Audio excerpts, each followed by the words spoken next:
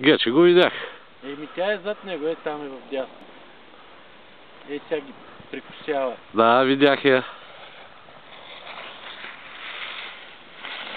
Не. Браво, Гече! Ей, това детето е. Айде, Милка! Как ви са тия ръце, бе. Сега съм на момент карани без щеки. Добре. Добре.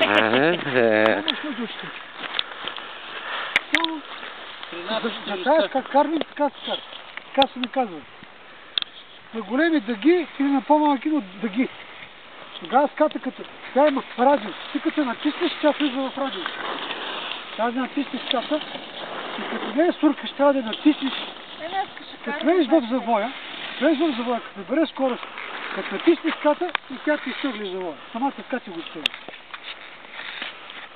Гече, с тази сказка ли бях миналата година или друга?